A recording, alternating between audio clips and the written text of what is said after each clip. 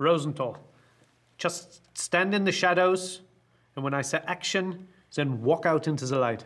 Walk out. Step out of the shadows and into the light. So Chain for Life it's almost well, I say almost, it is a film within a film.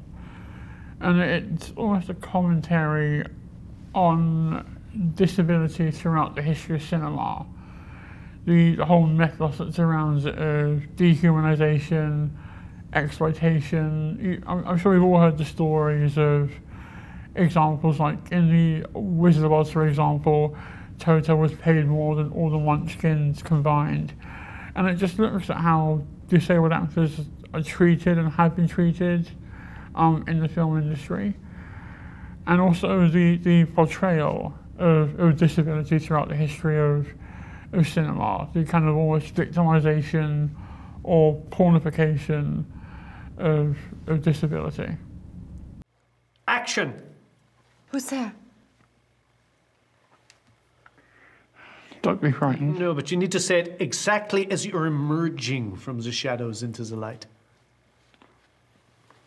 So when it comes to my role, the role of Rosenthal, I was approached directly. Aaron Schimberg had written about 20 pages of the script, and in his mind, he was like, yeah, Rosenthal, he's male, he's British, he has neurofibromatosis.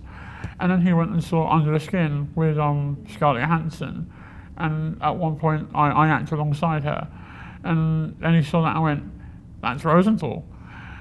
And I got offered the role that way. We had to have a bit of a chat on Skype and had to reassure him that I'm good. I can hold this, I can do this. And yeah, that's how I got involved.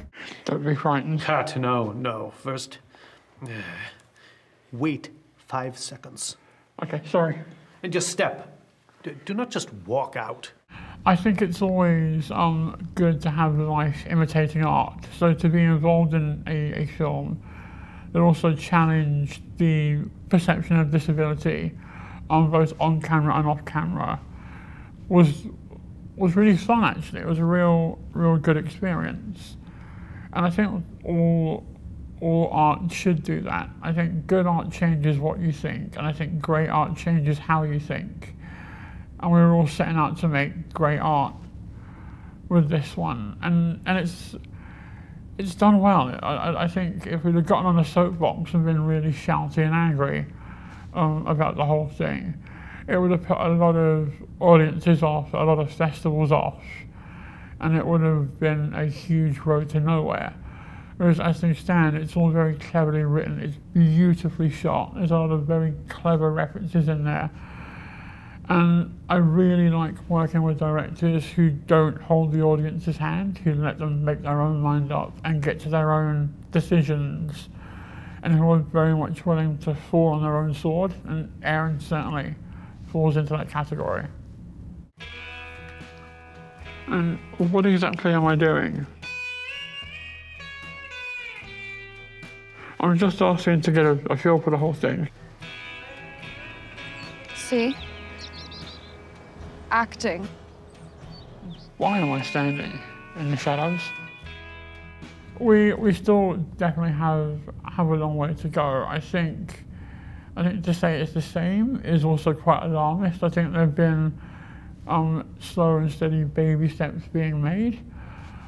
But I think we need to have a real look at how we treat disability as a mechanism for storytelling, but also how we treat it in terms of where are all the other Peter Dinklages of our industry, because I know they're out there, because I'm friends with a lot of them and I hang out with them and I work with them in other areas of advocacy. And I think we need to move away from this lazy, able-bodied actors playing disabled roles because it's either easier or because disabled actors don't have the star power that someone like a Bryan Cranston would do. And I think that argument very much puts the cart before the horse, because it's like, well, whose fault's that? I mean, it's not the disabled actor's fault. We're all out here kind of busting our arse off trying to make that name for ourselves, but we're not being given the opportunity to. And that's the key word in certainly this section of the debate, opportunity. I don't want equality of outcome. I don't want loads of disabled actors thrust into leading roles simply because we need to tick a box or do the PC thing or give people a handout. We don't want a handout, we want a hand up. So just get us in the room, have us audition, and let our talent do the talking. And that's how we're going to achieve a real major shift in the landscape as far as disability in film goes.